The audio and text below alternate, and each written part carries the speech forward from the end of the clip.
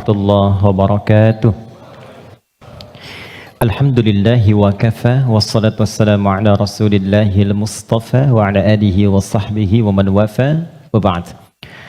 Keluargaku, teman-teman di musyawarah yang saya senantiasa berdoa semoga seluruhnya tanpa kecuali dirahmati, dimuliakan dan diridhai oleh Allah Subhanahu wa taala.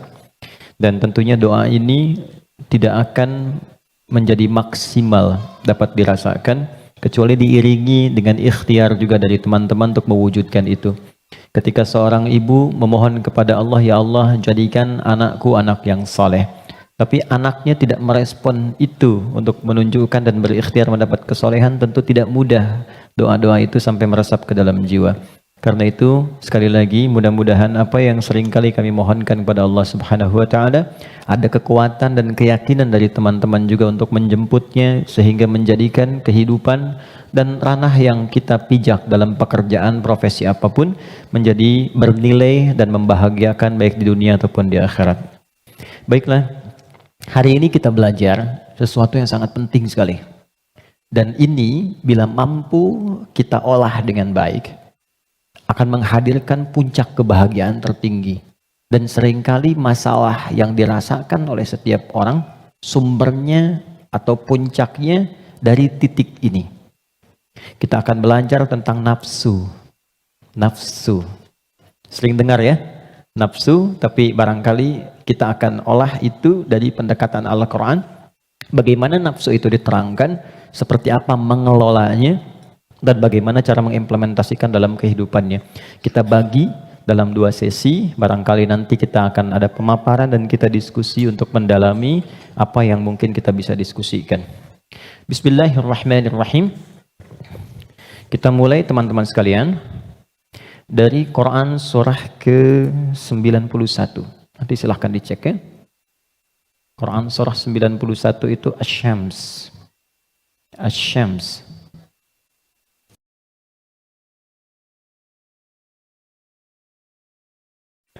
Ayat 7 sampai 10. Oke, pelan-pelan. Wa nafsin wa ma sawwaha fa'alhamaha fujuraha wa taqwaha. Ini butuh fokus agak dalam karena memang pembahasannya cukup detil, tapi saya berusaha menyederhanakan yang mampu bisa kita pahami. Wa nafsin wa ma sawwaha, dan demi nafas. Nafas diterjemahkan dengan jiwa.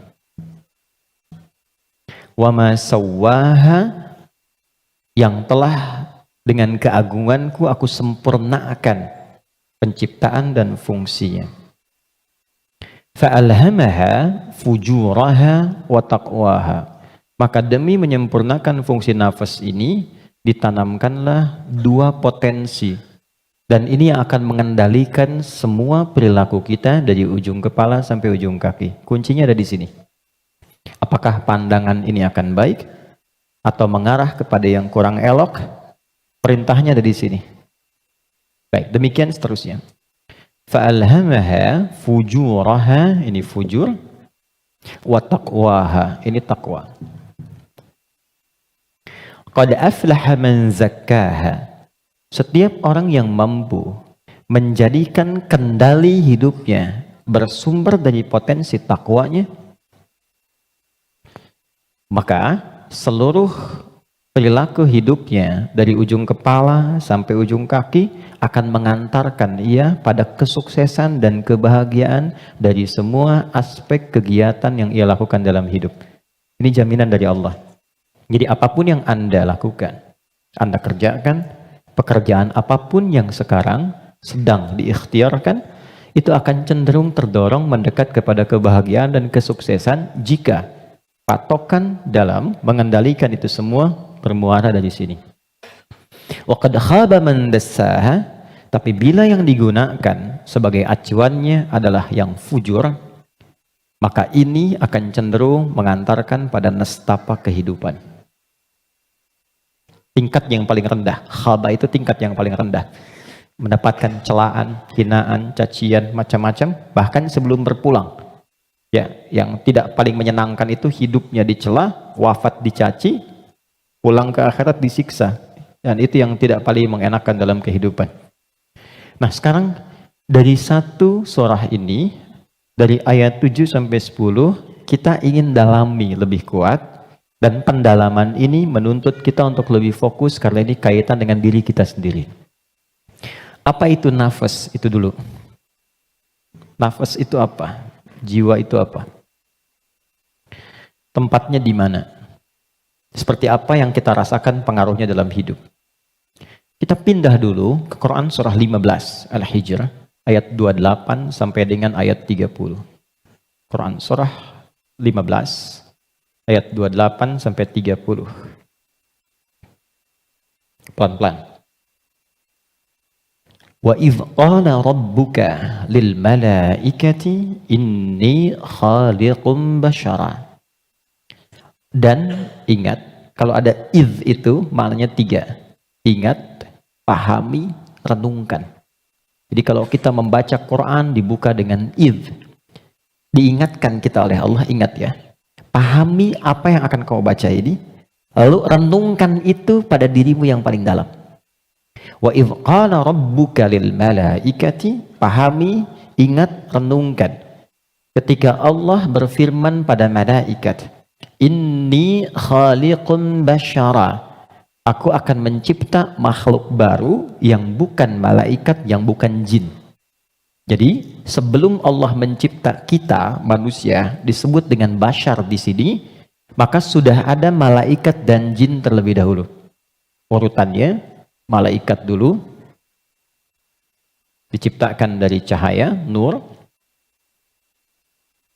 Lalu jin diciptakan dari api, nar.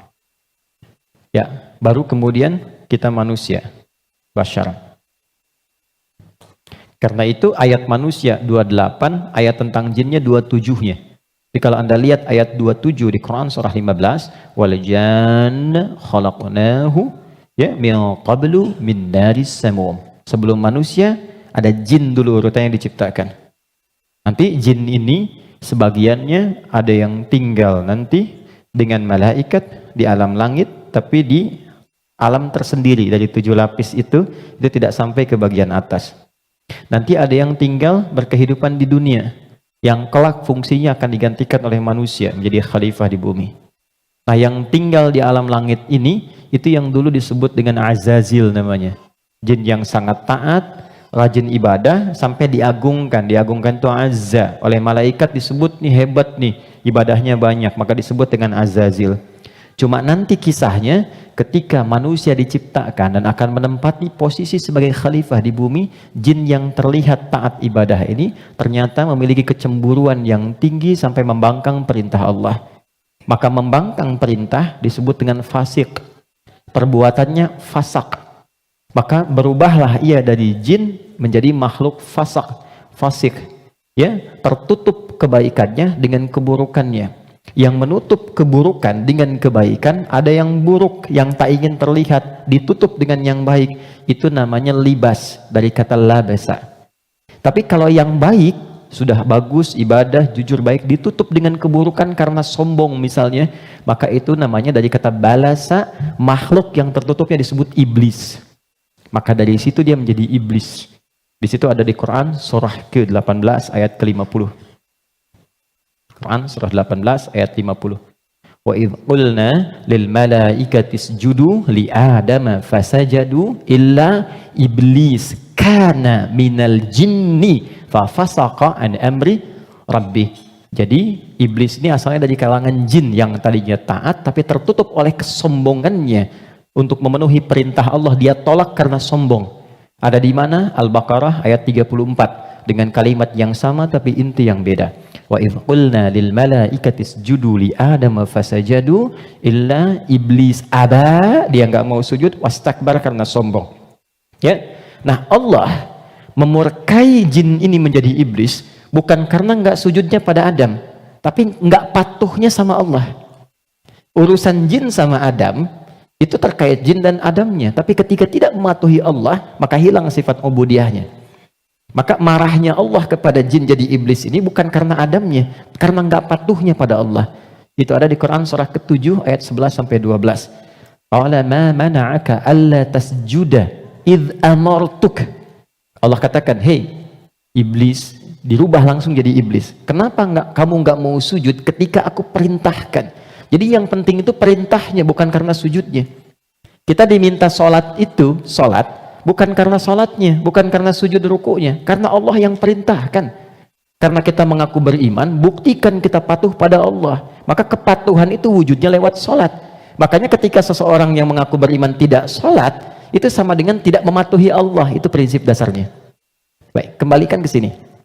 Secara singkat, simpan saja dulu malaikat, simpan jinnya dulu, abaikan iblisnya. Kita fokus ke sini dulu.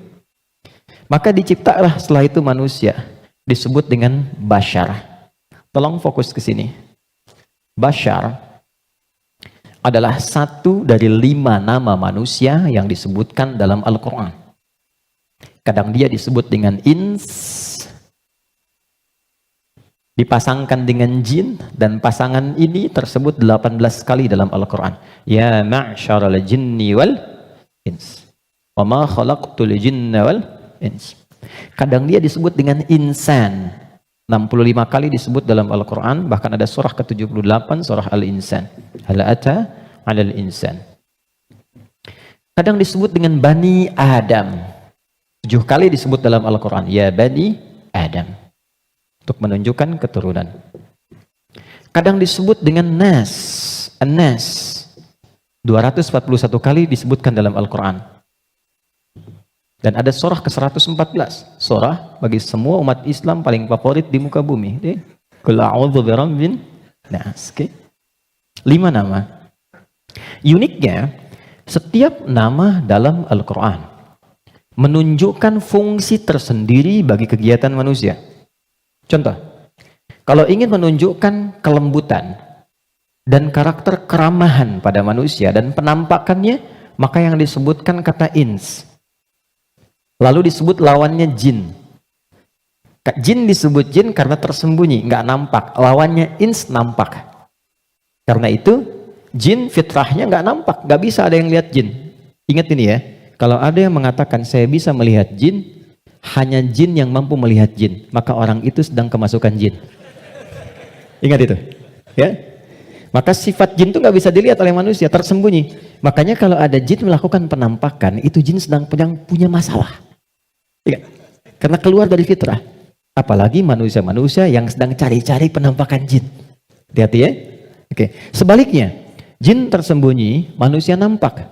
Fitrahnya tampak, ketemu nampak, salaman, senyum. Jadi kalau ada manusia yang suka sembunyi-sembunyi, suami pulang ke rumah sembunyi-sembunyi.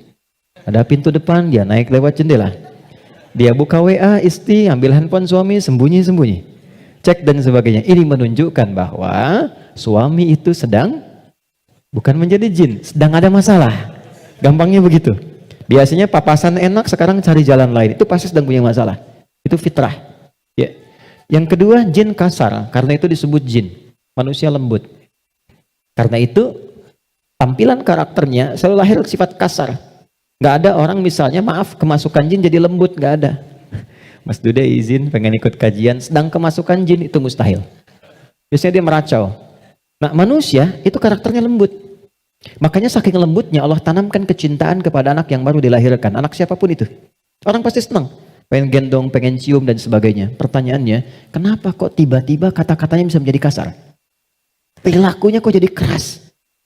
Padahal ketika lahir, dia dalam keadaan baik. Maka nanti babnya tersendiri. Ada bab tentang lingkungan, bab tentang orang tua, perhatian dari saudara-saudarinya. Kullu bauludin yuladu 'alal fitrah fa'abawahu. Lingkungan, bisa orang tua, bisa teman, bisa sekolah dan sebagainya. Oke. Insan tidak disebutkan kecuali menunjuk pada manusia yang terkait dengan totalitas aktivitasnya dari bangun tidur sampai tidur lagi. Jadi, kalau Anda menginginkan belajar tentang manusia dari sudut pandang akhlak, pelajari kata ins. Kalau Anda ingin belajar tentang manusia yang menata kurikulum hidupnya, apa yang harus dilakukan saat bangun, bagaimana menata hidup dengan panduan-panduannya, Anda mau jadi apapun silahkan. Nanti di Quran ada panduannya. Dari bangun tidur sampai tidur lagi, keluarkan semua kata insan dalam Al-Quran. 3. Kalau kita ingin melihat genealogi kita dan perjalanan sejarah kehidupan bapak moyang kita dari Nabi Adam sampai ke Rasulullah SAW yang jadi petunjuk untuk kita, maka temukan di kalimat Bani Adam. Jika Anda ingin belajar tentang bagaimana membangun hubungan yang baik secara sosial, dengan teman, dengan lingkungan, dengan tetangga, dan sebagainya, maka keluarkan semua kata nas dalam Al-Quran. Tapi kalau Anda ingin belajar tentang menata nafsu yang ada dalam jiwa setiap manusia, maka keluarkan kata bashar dalam Al-Quran.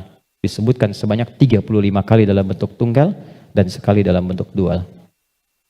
Nah, ketika Allah menyampaikan pertama kali penciptaan manusia, yang disebutkan kalimatnya bashar.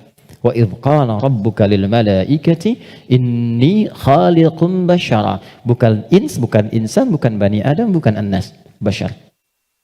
Apa tahapan penciptaannya? Ini intinya. Wa idh qala rabbuka lil malaikati inni khaliqum bashara min salsalin min hama'in masnun fa idza sawaituhu. Satu, membentuk manusia, mencipta manusia ada dua tahapan kata Allah. Pertama fisiknya dulu. Maaf, ini secara teori dulu ya. Baik. Fisiknya dulu. Jadi yang dibentuk berproses, fisik nanti berlangsung selama 4 bulan dalam kandungan. Ini detailnya ditemukan. Misal di Quran surah ke-22 Al-Hajj di ayat yang kelima, atau di Quran surah ke-23 Al-Mu'minun dari ayat ke misalnya 11 sampai dengan 15. Hadisnya di Al-Arba'in An-Nawawiyah nomor hadis yang keempat. Contoh, saya cepat bacakan. Inna ahadakum yujma'u fi batni ummihi arba'ina yawman nutfah. Setiap anak cucu Adam sebelum terlahir dari rahim ibundanya akan mengalami proses selama 40 hari pertama pertemuan spermatozoa dengan ovum, proses. Thumma yakunu mithla dzalika 'alaqah. 40 hari yang kedua membentuk zigot yang mulai menempel di dinding rahim, mulai berproses. Thumma yakunu mithla dzalika mudghah. 40 hari ketiga berbentuk mulai ada daging keratan, mudghah. Sekarang di kurikulum kedokteran di fase modul awal, namanya modul tumbang, tumbuh kembang, itu sama, diksinya sama, menggunakan kata mudghah. Pernah ada anak dari UIN kedokteran datang ke saya, Ustaz saya minta belajar. Saya bilang, Anda dari mana? Kedokteran. Berikan dulu semua modul Anda ke saya untuk saya pelajari dan saya belajar dari Anda, baru kemudian Anda boleh belajar dari saya. Maka saya temukan di antara modulnya ada kata mudghah di dalamnya. Baik, itu usia 4 bulan, 40 hari ketiga. 40 kali 3, 120 hari, 4 bulan. Thumma yursalu ilahil malak fayanfuhu fihi roh. Ini poinnya. Di usia 4 bulan ini, barulah diperintahkan oleh Allah ditiupkan roh. Karena itu kalau ada yang tengah mengandung, usia 4 bulan, itu rohnya sudah masuk. Tadi ya? Dan di situ nanti ada tuntunan. Bagaimana mendidik anak sejak dalam masa kandungan. Kami pernah share ini di hari Quran dan dipraktekkan. Alhamdulillah begitu anaknya mulai bicara yang keluar Quran. Dan setelah itu dicek kemudian oleh ustadz yang mengecek, ternyata telah hafal Quran 30 juz. Dalam baru bicaranya itu. Lalu diurutkan. 3 tahun usia hafalan, 3 tahun usianya hafal Quran 30 juz. Di antara amalannya Quran surah ke-7 ayat 189. Falamma taghasyaha hamalat hamlan khafifa famarrat bi, sampai ke ujung ayatnya, da'amallaha rabbahuma la in ataitana salihah lanakunanna minasyakirin. Jadi kalau ada yang sedang mengandung, di antara sunnah membacakan untuk anak itu suami istri. Bukan hanya istri saja, suami saja. Suami istri berdoa, itu doanya ada di Quran surah 7 ayat 189. Satu ayat ini saja. Ya, secara singkat. Saya agak cepat. Roh ditiupkan. Nah, roh ini sumber kehidupan. Saya mau tanya begini. Maaf ya, ini saya sederhanakan sekali. Kalau roh sumbernya dari mana? Halo? Roh sumbernya dari mana? Allah. Oke? Baik. Sumbernya dari Allah. Tahu dari mana? Quran surah ke-17 ayat 85. Wa yas'alunaka 'anir ruh qulir ruhu min amri rabbi. Karena roh sumber kehidupan langsung yang ditiupkan pada fisik. Jadi generator kehidupannya di sini. Kalau nggak ada roh, nggak akan bergerak ini. Makanya orang meninggal dicabut rohnya sudah nggak bisa bergerak lagi. Nah, sumber roh itu sumber kehidupan dari Allah. Baik, sekarang saya tanya, kalau Allah maha baik tidak? Ada aibnya tidak? Ada cacatnya tidak? Lihat, kumpulan semua kebaikan, jika dikumpulkan, jujur, sabar, misalnya kan, kalau kita kumpulkan sifat-sifat baik itu, semuanya, itu akumulasinya disebut dengan takwa namanya. Karena Allah itu maha baik, gak ada cacatnya, maka semua yang bersumber dari Allah pasti semuanya baik dan membawa sifat-sifat kebaikan. Perhatikan, fokus. Roh ini ketika ditiupkan masuk ke dalam fisik manusia usia 4 bulan, dia membawa sumber-sumber kebaikan karena datangnya langsung dari Allah, diperintahkan masuk, maka membawa akumulasi kebaikan. Maka selain roh ini masuk ke dalam fisik, dia juga membawa potensi-potensi kebaikan yang disebut dengan takwa. Ini fa'alhamaha fujuraha takwa. Pelan-pelan. Kalau fisik ini langsung dari Allah atau ada proses dulu? Terbayang nggak maksudnya? Kalau roh itu kan langsung kan? Allah firmankan, masuk kan? Kalau fisik langsung tercipta ada proses dulu? Proses. Tadi kan sampai 4 bulan demikian. Sebelumnya ada proses dan sebagainya. Proses kan? Karena proses didahului dengan ikhtiar, maka tidak sama sifatnya dengan takwa. Dia membawa sifat bawaan disebut dengan fujur. Sekarang perhatikan, saya ilustrasikan. Bismillah. Ini ada gelas. Oke, kosong ya. Ini kalau kalau saya isi air bening, ya kosong kan? Saya bukan ingin sulap ya, jangan ingin tunjukkan. Kalau ini saya isi air bening nih, bening, oke? Bening. Lalu saya campur dengan kopi. Jadi apa warnanya? Oke, berubah warna kan? Intinya hitam misalnya. Saya kasih susu, berubah warna kan? Baik ya? Maka perhatikan baik-baik. Kalau kita ilustrasikan, ini ada tempat, dimasukkan kemudian air bening. Gambarkan yang bening itu takwa ini. Jelas? Takwa itu tadi sifat yang melekat kepada apa? Roh. Masih ingat? Kemudian dia bercampur dengan ini, sifat bawaan dari fisik.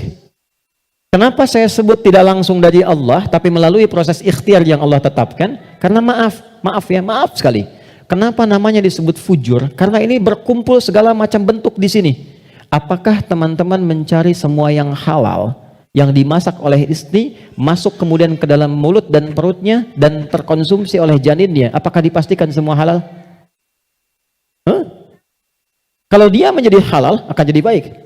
Kalau dia menjadi syubhat, ya akan menjadi bercampur. Kalau dia dari yang haram, akan menjadi kotor. Karena itu yang bersumber di fisik disebut dengan fujur, yang ini pasti baik. Tadi saya katakan, kalau campurannya susu, bening, bagus, nyaman. Tapi kalau campurannya kotor, lumpur dan sebagainya, maka jadi bermasalah. Maka jangan pernah membawa sesuatu yang haram, dibawa ke rumah, apalagi dikonsumsi anggota keluarga. Karena itu pasti akan merusak dan berpengaruh kepada karakter. Karena masuknya ke sini. Itu pasti tuh, pasti.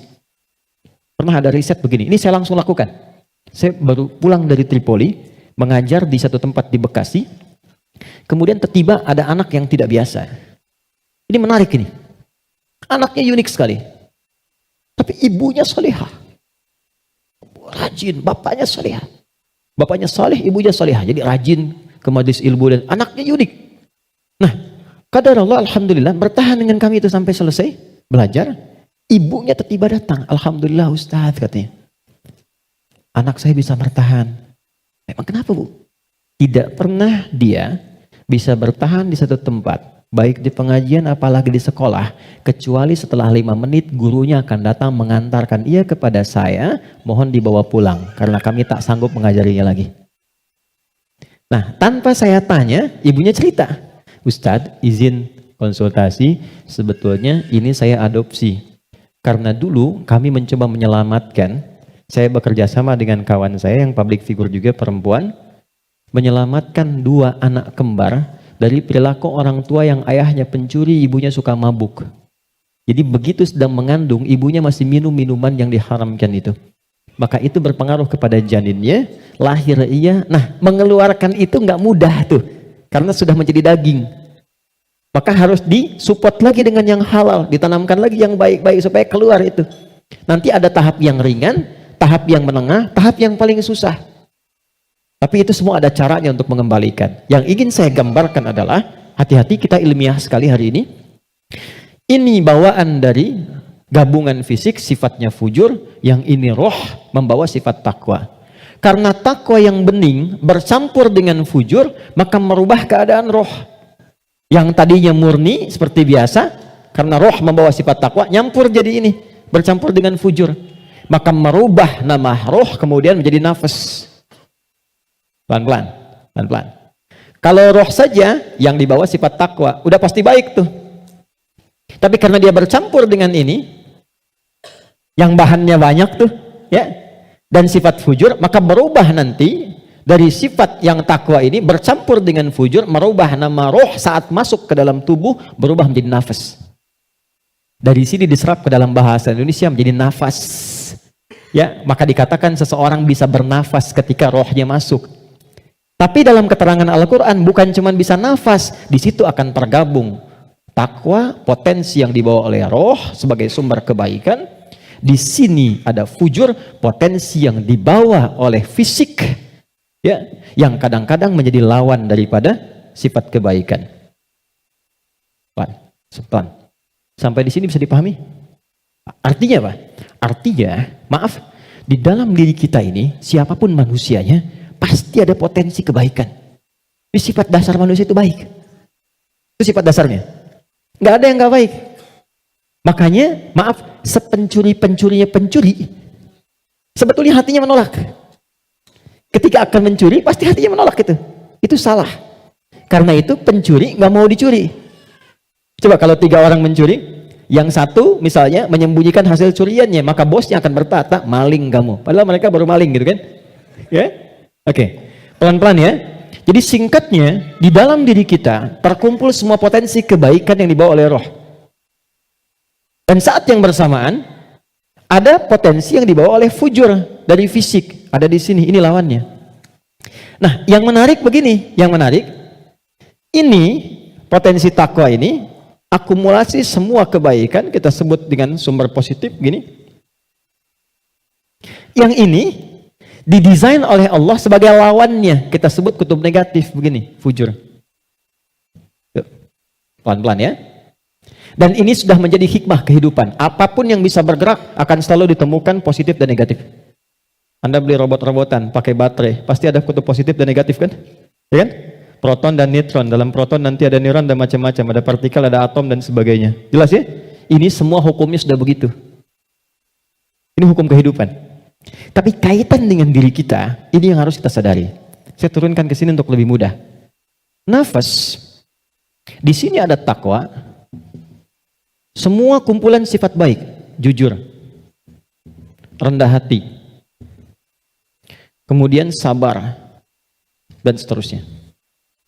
Saat yang bersamaan, di sini ada lawannya, sifat fujur.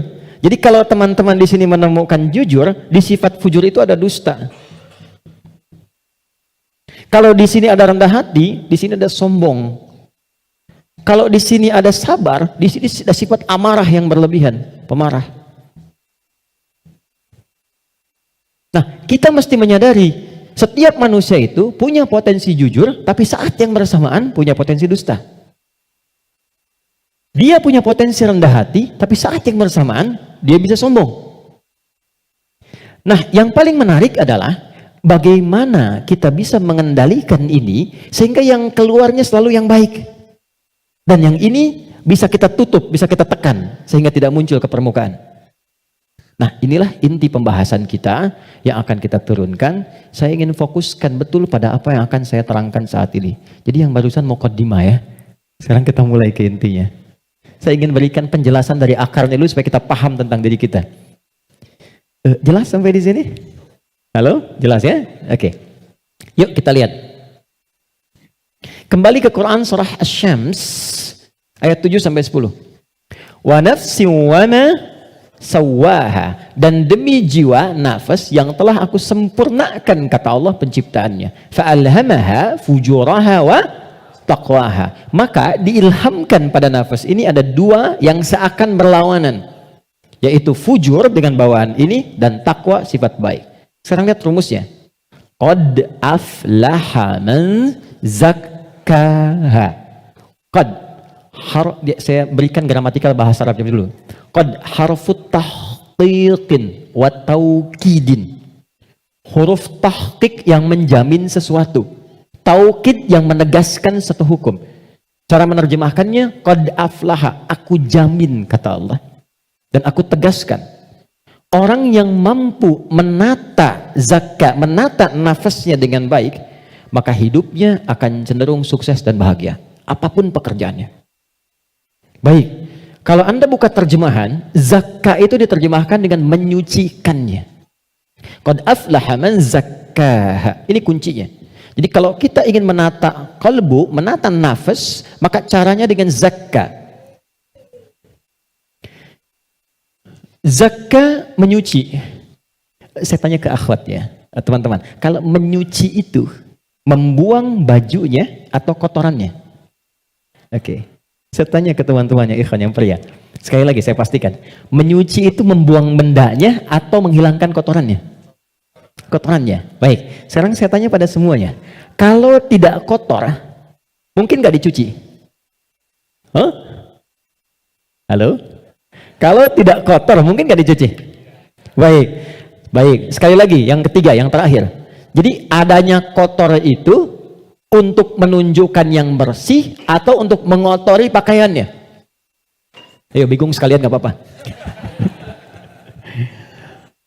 Manfaat kotor itu, kotor, untuk menunjukkan yang bersih atau untuk mengotori pakaiannya? Bukan, yang mengotori itu andanya, gitu kan? Kotor itu diciptakan untuk mendapatkan bersihnya. Sebab kalau nggak ada kotor, nggak akan ketahuan bersihnya. Anda nggak mungkin nyuci kalau nggak ada kotoran, nggak ada kerjaan. Tapi supaya ketahuan itu bersih, ditampakkan yang kotornya. Kan harus ada pembanding. Dari mana taunya orang itu baik? Kalau ada yang buruknya, bisa dibandingkan. Tahu dari mana dia jujur? Kalau ada bohongnya. Tahu dari mana bersih? Kalau ada kotornya. Maksud saya, kotoran itu diciptakan bukan ingin mengotori pakaiannya, tapi ingin menghasilkan kebersihan di balik kotoran itu. Karena itu menyuci, itu membersihkan kotoran, bukan membuang bendanya. Tarik logika itu ke sini. Qad aflaha man zakkaha. Allah menciptakan sifat fujur bukan ingin menjadikan manusia itu terjebak dalam keburukan. Jadi jangan bertanya begini, kenapa Allah ciptakan sifat dusta? Kan saya nggak akan berdusta kalau begitu. Kenapa Allah ciptakan sifat sombong? Kan saya nggak akan sombong kalau begitu. Bukan, kata Allah, pada asalnya diciptakannya fujur dengan semua sifat ini adalah untuk menjadi katalis dalam bahasa kimia itu. Supaya dia bisa menstimulus supaya baiknya keluar. Sebab kalau nggak ada ini nggak akan muncul. Contoh, bisa nggak ada sabar kalau nggak ada marah? Antum pulang ke rumah, ketemu istri, tiba-tiba nyampe rumah, istri bilang, "Pak, sabar ya Pak, sabar," gitu. Padahal nggak ada hujan, nggak ada angin, nggak ada apa-apa. Kira-kira respon antum gimana? Sayang, kamu sehat? Kan? Nggak mungkin kan? Ada amarah, pim. Mau marah nih, sabar aja, sabar, nggak usah dibalas. Nah, kapan ada sabar kalau ada pemicunya? Kapan ditemukan jujur? Ketika ada dusta. Jadi dusta itu diciptakan bukan ingin menjadikan Anda sebagai pendusta, tapi sebagai katalis supaya jujurnya muncul. Sabar diciptakan dan marah diciptakan untuk supaya yang baiknya muncul. Sebab kalau nggak ada marah, sabarnya nggak akan naik. Paham nggak sampai di sini? Nah, cara kita mengolah dibalik kata Quran, qad aflaha man zakkaha. Kalau satu waktu terjadi muncul dorongan yang mendorong dari sini, fujur ke nafas. Cara kerjanya begini supaya lebih paham. Gak apa-apa, saya menghapus saja. Bismillah. Jam 3 saya dari Bandung, ya Allah. Aku sudah hari Kamis. Saya nerangkan sendiri apa? Kehormatan bagi saya Presiden Musyawarah. Enggak usah ini aja, supaya nggak ada beban. Jazakallah. Enggak apa, ini aja. Baik. Kasih banyak, jazakallah khair. Semoga dapat tambahan rahmat. Amin. Cukup? Ya, dipegang aja nanti kalau ada keperluan lagi. Okay. Gini teman-teman, saya mulai dari sini dulu. Ini agak mahal, tapi butuh fokus. Ini nafas. Nafas itu inti jiwa nih di sini. Kelihatan ya? Intinya di sini. Di dalam inti ini ada lagi turunan tadi. Saya kebawahkan dulu. Ini takwa, semua sifat baik. Yang ini fujur. Ini lawannya. Nafas itu adanya di dalam kolbu. Kolbu begini. Yang sering terjemahkan dengan hati. Adanya di sini, kolbu. Kolbu adanya di sodrun. Nih, ini. Masih ingat teman-teman kalau sholat kan, Allahu Akbar tangannya di sini kan?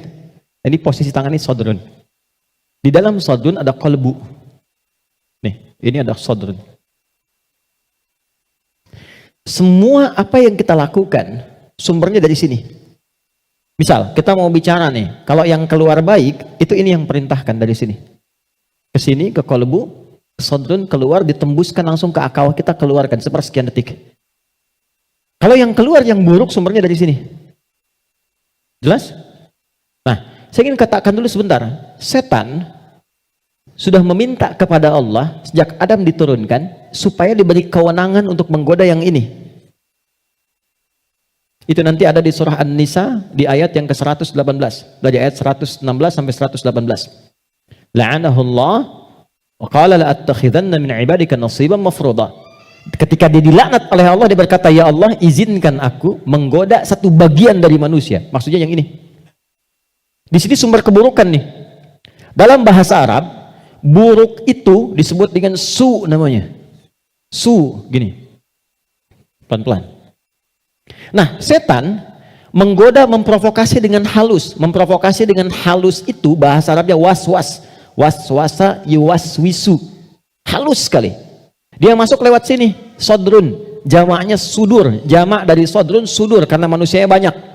Di Quran surah ke-114, alladzi yuwaswisu fi sudurin nas. Dia menggoda ke sini, ke kolbu, ke sini.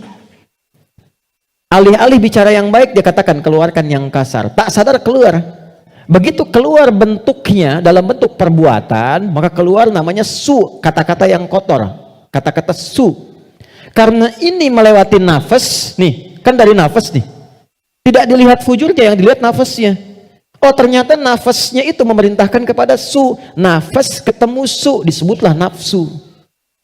Oh, ya, ini asalnya nafsu. Ini asal kalimat nafsu. Dari mana ini ditemukan? Quran surah ke-12 ayat 53. Paling kiri sebelah atas di mushaf. Quran surah 12 Yusuf ayat 53. Wa ma ubarni'u nafsi innan nafsa nafas la amaratum bisu. Nafas ketemu su jadilah nafsu. Jelas? Nah, asalnya nafas ini netral. Di dalamnya ada takwa, ada fujur. Yang ini yang kelihatan jelek sebetulnya asalnya katalis untuk yang ini. Bukan ingin menjadikan kita berbuat buruk, tapi lebih menjadikan yang fujur ini mendorong supaya yang sifat baik itu muncul ke permukaan. Pertanyaannya caranya bagaimana? Kata Quran, qad aflaha man zakkaha. Zakka sifatnya disebut tazkiyah. Cara paling gampang memahaminya adalah ketika muncul dorongan yang kurang bagus, cari cepat lawannya yang baik, yang ini. Karena ini diciptakan untuk memunculkan yang takwa. Jadi ketika Anda menemukan ada yang dusta, bukan mengajak Anda berdusta, tapi supaya Anda memunculkan kejujuran dalam diri Anda. Ketika ada seseorang misalnya datang dengan kesombongan, maka itu adalah pelajaran bagi kita supaya jangan ikut sombong. Yang dimunculkan sifat rendah hatinya. Dicari lawan terbaliknya. Itu poinnya. Prakteknya bagaimana? Contoh. Apa lawan cemberut? Lawan cemberut apa? Senyum. Jadi kalau istri cemberut, harusnya antum senyum. Cemberut dititipkan kepada istri bukan membuat antum supaya marah atau mengintegrasi, tapi supaya antum senyum. Antum pulang ke rumah, lihat istri sedang cemberut. Oh, cemberut. Lawannya apa? Senyum. Sayang. Kok cemberut? Kayaknya kenal. Sling, ada hadiah iPhone 14 Pro Max misalkan. Contoh. dalam hidup tuh simpel sebetulnya, cari lawannya. Sedih lawannya apa? Senang. Ketika ada seseorang sedih, cari apa yang bisa membuat dia senang. Ya, ketika seseorang misalnya sedang gelisah, cari ketenangan. Ketika ada seorang berbuat sombong, antum datang dengan kerendahan supaya mengajarkan dia kembali kepada sifat rendah hati ya. Kalau semua orang bisa melakukan semua ini, walaupun tidak mudah mengerjakannya, maka kata Allah hidupnya akan cenderung bahagia. Itu asalnya. Tapi problemnya adalah di sini ada setan yang memberikan was-was supaya ini muncul dominan.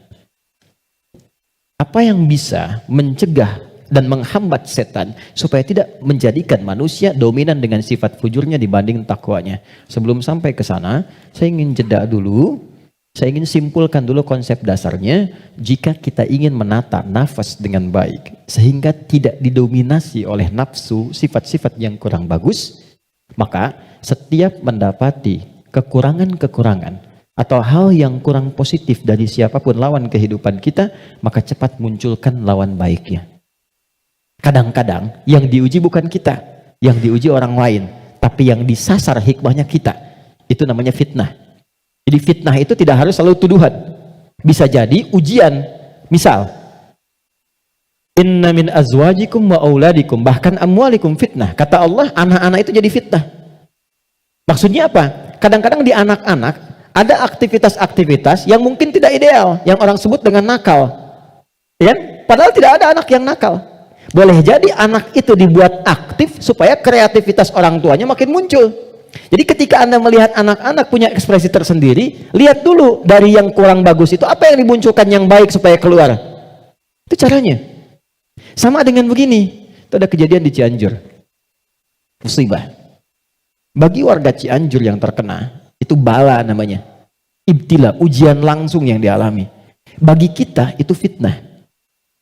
Ujian yang diberikan ke sana, tapi hikmahnya menyentuh diri kita. Ada nggak yang terpanggil untuk datang? Betul nggak orang beriman saling merasakan? Betul nggak titipan harta itu benar-benar untuk berbagi dan sebagainya? Maka diberikan ujiannya di sana. Mungkin yang wafat di sana masuk kategori syahid akhirat. Karena di antara syahid itu kan tertimpa bebangunan, meninggal dia syahid. Kita wafat bagaimana? Maka disentuh untuk datang. Kami ke sana bangun posko, lihat teman-teman, maaf ya, ini pelajaran besar ya. Mohon kalau kurang berkenan, mohon saya dimaafkan dengan kalimat ini. Demi Allah saya katakan, rumah yang mewah sampai yang biasa hancur. Dan yang paling menarik bukan itu. Yang paling menarik hati kita untuk merenungkan. Bahkan rumah yang masih bertahan pun dan masuk kategori mewah, tidak ada yang berani penghuninya untuk datang ke tempat itu. Dia lebih memilih mengungsi atau tinggal di tenda-tenda yang bahkan jauh dari kata layak. Pertanyaan saya, jadi yang selama ini dikumpulkan kerja keras siang dan malam, jadilah sesuatu yang mewah itu, kendaraan yang hebat itu, lalu untuk apa kalau tidak digunakan dan dinikmati ketika Allah memudah membalik itu dalam sepersekian detik? Maka saya ingin katakan pada teman-teman, jangan sampai terjadi dalam satu masa, dalam satu waktu, sudah kerja, lelah, capek dan sebagainya, tapi karena hubungan yang jauh dari Allah, atau karena sebab tertentu, justru berbalik nikmat itu menjadi sesuatu yang bahkan tidak bisa dinikmati secara langsung. Itu pesan pertama. Tapi jangan disimpulkan bahwa di sana ada maksiat dan sebagainya, tidak ke situ arahnya. Boleh jadi mereka ditetapkan oleh Allah untuk mendapatkan kemuliaan karena datang keluarga-keluarga besar membawa sesuatu yang bahkan belum pernah mereka lihat sebelumnya. Yang gak pernah makan, menemukan makanan-makanan yang mungkin menurut kita enak dan layak. Yang merasakan perhatian, merasakan bantuan-bantuan, kenal saudaranya. Yang gak ada masjid, dibangunkan masjid lagi. Yang wafatnya syahid. Kita siapa? Dan bagaimana cara kita kembali kepada Allah Subhanahu wa Ta'ala? Nah, itu fitnah. Ujiannya di sana yang merespon kita di sini. Terkadang adanya pada tetangga kita. Tetangga yang sakit dibuat sakit bukan karena ingin menjadikan dia sakit. Boleh jadi Allah ingin menguji Anda sebagai tetangganya, sikapnya bagaimana? Kita cara melihatnya. Tetangga Anda ada kekurangan, mudah bagi Allah menjadikan dia kaya. Tapi Allah titipkan kepada Anda tetangganya supaya Anda merespon harta yang Allah titipkan untuk berbagi. Contoh lain, Anda sudah ke masjid. Anda punya tetangga, belum mau ke masjid. Dijadikan ia menjadi tetangga Anda, bukan untuk Anda caci, atau Anda katakan, tuh saya punya tetangga, gak pernah ke masjid. Bukan. Boleh jadi Anda ditempatkan di situ, sehingga mendapat bagian dari dakwah untuk mendoakan dia supaya ke masjid. Ada orang bertanya, saya tanya begini, satu jamaah, apa hukumnya ada tetangga masjid, tinggal di samping masjid, 5 meter jaraknya dari masjid, bahkan toa masjid menghadap ke rumahnya begini. Tapi dia belum mau ke masjid. Oh, jawabannya beragam. Dosa Ustadz, haram Ustadz. Ada yang bilang, bakar rumahnya. Hukumnya, ajak dia ke masjid. Hukumnya, ajak dia ke masjid. Ini sederhana. Tipis bahasannya, tapi kalau kita praktekkan dalam kehidupan di rumah tangga, suami dengan istri, dengan anak, anak dengan ayah, dengan ibu, ini dibawa, kita datang ke ibu sedang cemberut, buat beliau tersenyum. Lihat pasangan sedang gelisah, buat dia lebih tenang. Lihat anak sedang menangis, buat dia tertawa. Nabi SAW kedatangan seseorang menyampaikan, ya Rasulullah, si fulan berjuang fi sabilillah, ikut ke medan perang, tapi ibunya menangis. Dipanggil oleh Nabi, anak itu katakan, irja, pulang kamu, bikin ibumu tertawa seperti engkau membuatnya telah menangis. Ini konsepnya. Sederhana, tapi kalau kita bisa mengendalikan itu dalam kehidupan, maka kebahagiaan akan nampak di depan mata. Setidaknya itu kata Al-Quran. Oke, saya berhenti sejenak, kita dialog dulu. Nanti setelah itu saya akan sempurnakan tentang provokasi setan dan bagaimana mencegahnya. Ada yang mau ditanyakan? Saya perkenankan. Halo, kenapa menjadi diam begini? Ada yang mau bertanya? Atau saya teruskan dulu? Setelah itu baru kita bebas berdiskusi? Baik ya? Baik. Tidak mudah untuk dilakukan, sikap seperti itu, mudah disampaikan tapi tidak mudah dikatakan. Sama ustadz juga begitu. Sama saja, godaannya sama, mau ustadz mau bukan sama. Makanya jarang ada ustadz ceramah bawa istrinya. Baik. Ini live gak ya? Oke, aman ya. Baik, saya kembalikan di sini. Kenapa? Karena sama, ada setannya. Ini poinnya. Ada setannya. Ini yang sudah berjanji kepada Allah, berkomitmen maksudnya. Pokoknya selama manusia hidup, siapapun itu dan apapun statusnya, dia pasti memberikan waswas, menggoda lewat sini supaya ini ditekan. Ya, supaya takwanya ditekan, yang lain yang ini, yang buruk-buruknya. Maka bagaimana cara mencegah godaan-godaan setan itu sehingga kita manusia tidak terbawa dalam nuansa provokasi setan, sehingga bertransformasi dari pribadi yang lembut ini berubah menjadi pribadi yang kasar, yang kotor tindakannya dan sebagainya. Maka yang pertama kata Al-Quran, teruskan ayatnya, waqad khaba man dassaha. Ingat ya, kalau sifat fujur itu diperturutkan, diikuti, dusta diikuti, sombong diikuti, jadi perilaku jadi sombong, belum apa-apa sudah mulai pamer, sudah macam-macam dan sebagainya. Perhatikan, khab, pikirkan dulu kata Allah kalau mau sombong, pikirkan kalau ingin dusta, pikirkan kalau ingin berbuat hal-hal yang buruk. Khab, muaranya, ujungnya pasti kehinaan. Ini. Jadi sebelum berbuat sesuatu yang menyimpang, kalau Anda ingin berkata kotor, pikirkan dulu. Karena ketika itu keluar, Anda akan terhina, kata Allah. Anda akan terhina. Kalau bukan ada yang di hadapan, orang lain yang akan tergerak untuk menghinakan itu. Karena itu tidak sedikit orang yang mengeluarkan kata-kata kotor dalam kehidupan, terekspos kemudian, bukankah dirinya menjadi rendah? Mau sombong, bagi dirinya mungkin hanya ingin menampilkan kerja keras saja. Tapi ketika ditampilkan dalam bentuk sombong, diikuti provokasi ini, maka apa yang terjadi? Khab. Kata Allah, ujung-ujungnya pasti ini, terhina hidupnya. Entah itu mendapatkan celaan, entah itu mendapatkan cacian.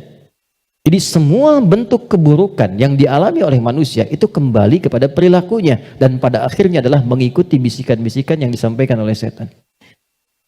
Jadi yang pertama kali, kalau terfikir sesuatu yang buruk, langsung kata Allah pikirkan, maaf ya, hei jangan kerjakan. Kalau tidak, kamu akan terhina di ujung. Maaf sekali lagi, maaf. Seseorang ketika berbuat korupsi misalnya, dia merasakan akan mendapatkan sesuatu yang besar. Tapi Quran menasihati jangan lakukan, karena kamu akan terhina.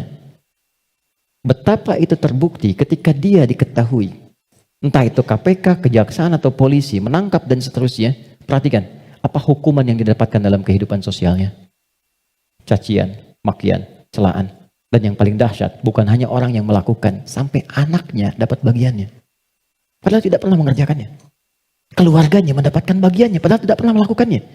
Karena itu, masuk kepada yang kedua. Nahnu narzuqukum wa iyyahum, atau nahnu narzuquhum wa iyyakum. Ada dua ayat. Kaidah-kaidah perilaku dan rizki ada yang terwariskan. Yang kedua kata Allah, kalau kamu merasa bisa menanggung kehinaan pada dirimu, pikirkan keluargamu. Contoh, Anda mengatakan, saya belum menikah Ustadz, tapi Anda kan punya ayah, punya ibu. Jadi kalau Anda berbuat sesuatu yang buruk, orang tua Anda akan kena.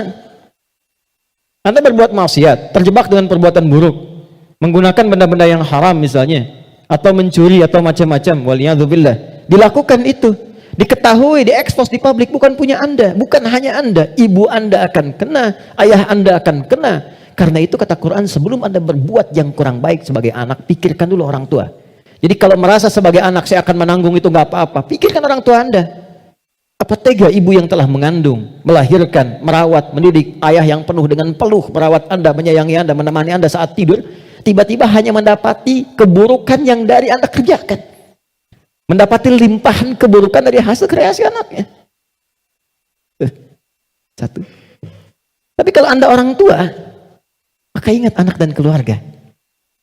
Saya sedih ya dapat beberapa informasi yang kadang-kadang dari instansi pemerintahan juga konsultasi. Salah satunya yaitu kok masih ada yang nekat berbuat seperti ini. Anda bisa bayangkan seorang bapak korupsi, anaknya dibully di sekolah sampai dia putus sekolah. Salah apa anaknya? Ibunya berbuat maksiat, ketahuan. Keluarganya yang kena. Suaminya yang hancur karirnya.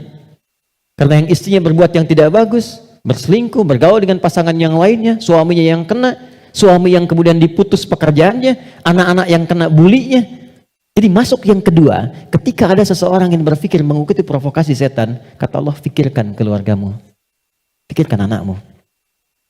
Yang ketiga, yang terakhir,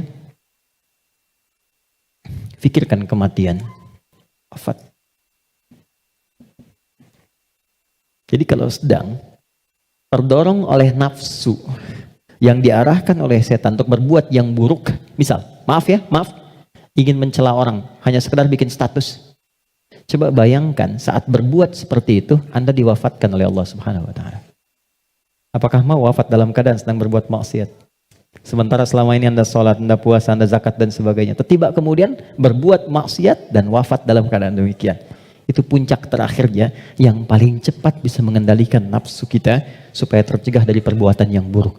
Selebihnya di situ doa-doa untuk menguatkan itu semua. Ada ayat kursi, ada surah, 3 surah paling favorit semuka bumi terakhir, Al-Ikhlas, Al-Falaq, An-Nas.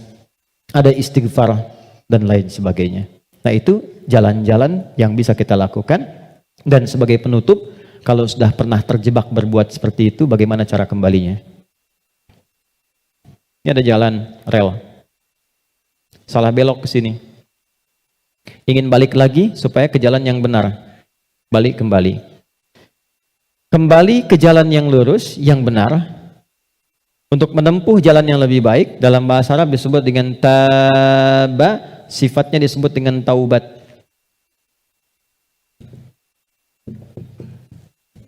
Maka muncullah ayat taubat. Quran surah ke-4 ayat 17. Quran surah ke-4 ayat 17. Saya berhenti dan berakhir di sini. Ada? Innamat taubatu 'ala Allahi lilladzina ya'maluna as-su'a bijahalatin thumma yatubuna min qarib. Masih ingat teman-teman? Kalau perbuatan dari nafsu jadi wujud perbuatan, maka disebut apa namanya? Perbuatannya disebut apa? Masih ingat gak? Kalau lupa suka nggak inget tuh. Masih ingat kan? Kan? Oke. Sekarang di ayat itu, innamat taubatu 'ala Allahi lilladzina ya'maluna su. Kata Allah, kalau ada yang pernah terjebak berbuat buruk dalam hidup, kata-katanya keluar kotor, tindakannya nggak bagus, hartanya didapatkan dari jalan yang tidak baik misalnya, terus dia ingin merubah itu, dia merasa saya diprovokasi oleh setan, terjebak oleh nafsu, pengen berubah, pengen menghilangkan itu semua. Maka apa yang harus dilakukan? Tsumma yatubuna min qarib. Ini yang indah nih. Bab ini yang paling penting. Mohon fokus baik-baik. Ini yang paling penting dan ini yang paling dahsyat yang bisa kita dapati saat ini. Tsumma yatubuna min qarib. Ini kalimatnya. Enggak perlu dihapus dulu, biarkan dulu saja. Nih, teman-teman gini. Kemudian saat dia sadar itu salah, dia bergegas ingin segera memperbaiki. Kalimat ini menjadi mahal karena ada informasi di dalamnya dan ini rahasia. Mohon dijadikan antara kita saja di hari ini ya. Perhatikan kalimatnya. Ternyata, maaf, seburuk-buruknya perbuatan yang pernah dikerjakan oleh manusia, rahmat Allah menjadikan setiap manusia itu selalu mendapat kesempatan cahaya untuk kembali. Karena itu, seburuk apapun perbuatan yang pernah dilakukan, pasti akan ada kilatan di hati kita yang mengingatkan, apa masih mau begini terus? Bisa nggak saya berubah? Pernah nggak merasakan itu? Ya, bisa nggak saya tahajud malam? Bisa nggak saya sholat? Sampai kapan saya mau begini? Nah, itu yang mahal. Kadang-kadang datangnya lewat renungan, kadang-kadang datangnya lewat pandangan. Misal Anda pulang dari pekerjaan, kok tiba-tiba Anda lewat ke depan masjid yang banyak orang sedang menunaikan sholat. Tiba-tiba Anda lewat ke pesantren yang anak-anak kecil sudah bawa mushaf, pengen menghafal. Sedang melihat kan? Pertanyaan saya, kok bisa Anda lewat situ, padahal bisa melalui jalan yang lain? Itu kalau bukan sayang Allah, nggak mungkin diberikan demikian. Kadang-kadang lewat pendengaran. Kadang-kadang pendengaran dan penglihatan. Pendengaran misal, ta'lim di masjid, Masjid Raya Pondok Indah, atau misalnya MRBJ di sini. Suara keluar, Anda lewat situ. Begitu Anda lewat, terdengar kalimat, bertobatlah kepada Allah sebelum kita semua wafat. Padahal kalimat itu ditujukan pada jamaah yang di dalam, tapi suaranya keluar, Anda yang dengar. Kok bisa Anda dengar itu gitu? Kadang-kadang pendengaran dan penglihatan. Anda pengen lihat YouTube, ngecek yang lain, tapi yang keluar pengajian. Yang paling dahsyat jawaban dari pertanyaan Anda selama ini. Nah, itu yang dimaksudkan. Kalau Anda mengalami momentum seperti itu, kata Quran, cepat ambil.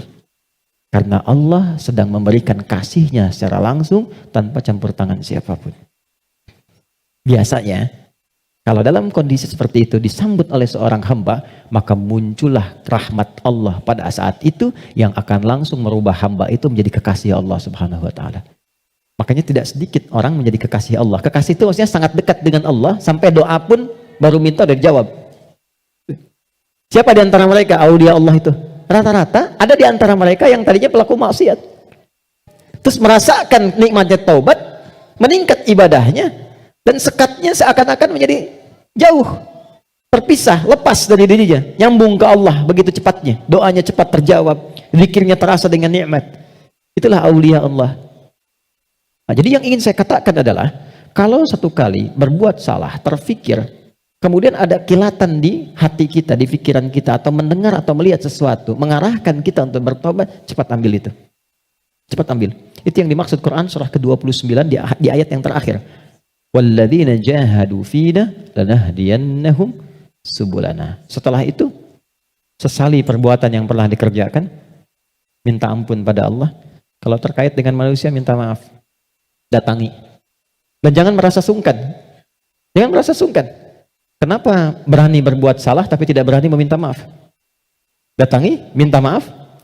Apapun yang ia lakukan, kata-kata dan sebagainya, tidak akan pernah mengambil hak Anda. Tidak akan mengambil kesempatan Anda, waktu Anda, tapi membebaskan semua sekat yang ada dalam jiwa kita. Tapi kalau orang lain yang salah, maafkan dulu. Memaafkan orang itu akan menghilangkan sekat dalam diri kita, sehingga tidak pernah memikirkan dia lagi. Tapi tidak menyelesaikan persoalan dia dengan Allah. Jadi tetap dia dihisab oleh Allah sebelum dia minta maaf pada kita. Tidak ada ruginya. Paham ya? Karena itu, kalau ada kilatan di pikiran kita, mengajak untuk bertobat, cepat respon, sesali perbuatan itu, berjanji tidak mengulangi dan mengganti dengan perbuatan baik. Apa tandanya taubatnya diterima? Tandanya semua perbuatan yang jelek yang pernah keluar dari lisan, dari mata, dari telinga sampai ujung kakinya, misal, maka berganti menjadi perbuatan baik. Itu tandanya hamba itu diterima taubatnya oleh Allah Subhanahu wa taala. Saya tutup dengan hadis Nabi sallallahu alaihi wasallam. Innallaha idza ahabba 'abdan ibtalah. Allah kalau mencintai seorang hamba maka mengujinya. Kadang-kadang di antara ujian itu Kalau manusia tidak bisa memanagenya, ada yang mengantarkan pada sifat-sifat buruknya. Maka muncullah keterangan yang kedua langsung dari Al-Quran. Innallaha yuhibbut tawwabina wa yuhibbul mutatahhirin. Allah sangat mencintai pelaku maksiat yang mau bertobat dibandingkan dengan orang soleh yang tidak pernah merasa salah. Ingat ya, Allah sangat mencintai pelaku maksiat yang mau bertobat dibandingkan orang soleh yang tidak pernah merasa salah. Silahkan bikin status. Itu dari Al-Quran. Oke ya? Saya kira itu yang bisa saya sampaikan. Kita berdoa kepada Allah Subhanahu wa taala, mudah-mudahan doa kita bisa dikabulkan dan mendapatkan nilai kebaikan di sisi Allah Subhanahu wa taala. Allahumma taqabbal minna innaka antas sami'ul alim wa tub 'alaina innaka antat tawwabur rahim. Allahumma arhamna ya arhamar rahimin. Ya Allah, mohon rahmati siapapun yang ada di ruangan ini atau yang mungkin bersambung bersama kami dalam kebaikan. Rabbana la tada' lana fi maqamina hadza wa fi kulli maqamin dhanban illa ghafarta. Ya Allah, mohon jangan biarkan ada satupun di antara kami yang hadir saat ini kecuali Engkau ampuni segala dosa-dosanya. Wala hamman illa farajtah. Jika ada yang merasakan kegelisahan, jangan biarkan ia pulang kecuali Engkau telah tenangkan keadaan hatinya. Wala asiran illa yassartah. Jika ada yang mengalami kesulitan dalam hidupnya, maka mohon ya Allah ringankan dan hilangkan semua kesulitannya. Rabbana atina fid dunya hasanah wa fil akhirati hasanah wa qina adzaban nar. Wa sallallahu ala sayyidina Muhammad wa ala alihi wa sahbihi ajma'in wa akhiru da'wana alhamdulillahi rabbil alamin. Assalamualaikum warahmatullahi wabarakatuh.